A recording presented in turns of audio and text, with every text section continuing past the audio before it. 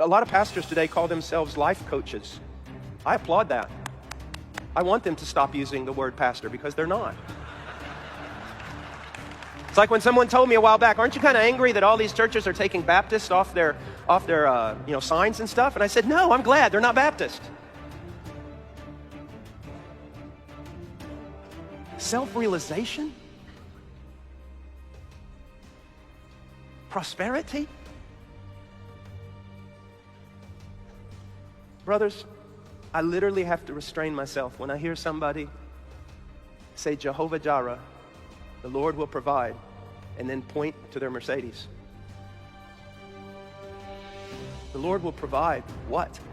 A ram, offering, a sacrifice. On that mount he has provided Christ. You want to know how the Apostle Paul started a church? He took a big billboard out and he wrote upon it the most scandalous thing he could possibly write. We preach Christ crucified. And it was in that scandalous message that the power of God was manifested in the regeneration and redemption of men. Don't try to put a pretty worldly face on your church. Don't develop this idea that the cults frequently use, that we're going to soft sell the gospel, put the demands somewhere way in the back, or the scandalous content somewhere in the back, and gradually we'll move the people toward that. That's deception. What is the cure for this? Look at verse 6. Young Timothy, in pointing out these things to the brethren, you will be a good servant of Christ Jesus. What is our job? Just like a ship's captain at the pulpit. You keep that boat in the right direction. And what is that direction? Headed straight for the gospel of Jesus Christ.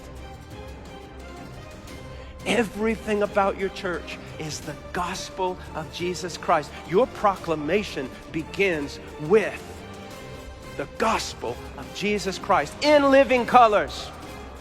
In living colors. The gospel, the gospel. Nothing greater has ever been given to a creature. Nothing greater has ever been done by God. Is your palate so unrefined spiritually that you desire other things?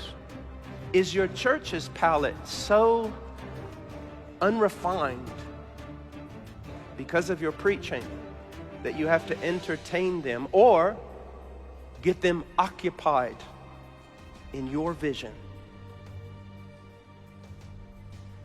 so that they have some purpose?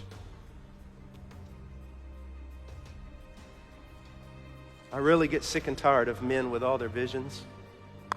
Pastor, the only vision you need is Christ crucified and raised from the dead. And then you simply obey him. You obey him and allow that obedience and the grace of God to take you where Christ wants you to go. Stop building your own kingdom. Preach the gospel of Jesus Christ. Do only what is written.